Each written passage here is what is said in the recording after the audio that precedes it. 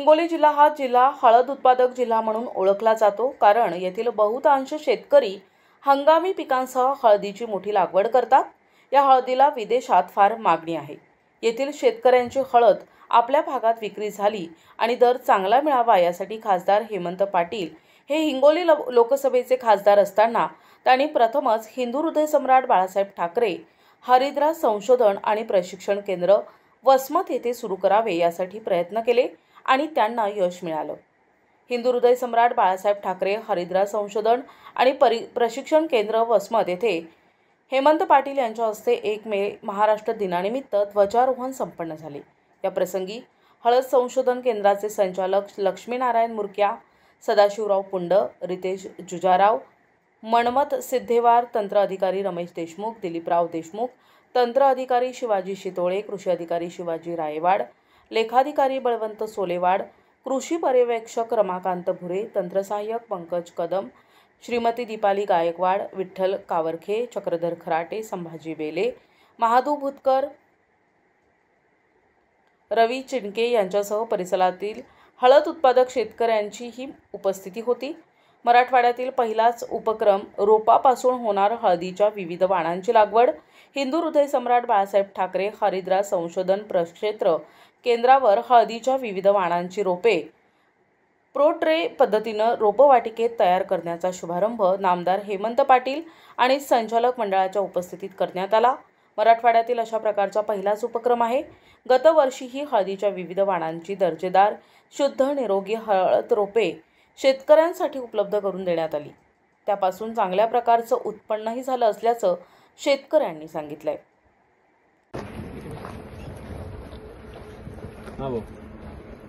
मागील 10 वर्षापासून हळद या पिकामध्ये काम करत असताना या भागाचा संसद सदस्य झाल्यानंतर केंद्राच्या स्पाइस बोर्डावर जाण्याचा मला योग आला आणि स्पाइस बोर्डावर बघितल्यानंतर सर्व मसाल्यांसाठी बोर्ड होते, पण हळदीसाठी नव्हतं। तेव्हा ही संकल्पना सुचली आणि माननीय हिंदू हृदय सम्राट बाळासाहेब ठाकरे यांच्या नावाने आमच्या या वसुमती नगरीमध्ये हे हळद संशोधन केंद्र सुरू झालेलं आहे। आज 65 एकर जागेवर हे मोठं काम चालू झालेलं आहे। माननीय एकनाथ शिंदे साहेबांच्या पुढाकाराने माननीय अजितदादा आहेत, माननीय देवेंद्रजी आहेत, या सर्वांच्या सहकार्याने हे केंद्र सुरू झालेलं आहे।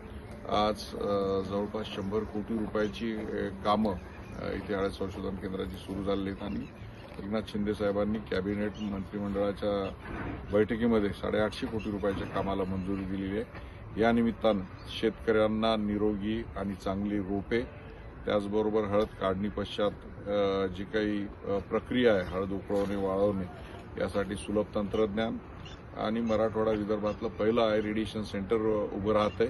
हळद संशोधन केंद्राच्या माध्यमातून वसमत हळदीला जागतिक मानांकन मिळालेलं आहे, GI मानांकन मिळालेलं आहे आणि स्वतःच्या ब्रँडने आज ही वसमत हळदी ही जगभरामध्ये विकल्या जाते।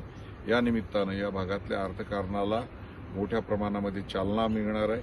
मोठ्या प्रमाणामध्ये तरुणांमध्ये एक रोजगार निर्माण होणार आहे, त्याचबरोबर उद्योजकांना मोठ्या संधी प्राप्त होणार आहेत। यापूर्वी हळदीचे भाव ठरत असताना सांगली, रोड किंवा निजामाबाद हे केंद्र होते, परंतु आता त्याचबरोबर वसमतलाही हा मान मिळालेला आहे आणि जगामध्ये सगळ्यात जास्त हळद पिकवणारा जिल्हा म्हणून सन्मान आमच्या या हिंगोली जिल्ह्याला प्राप्त झाला आहे। NTV news Marathi, Hingoli.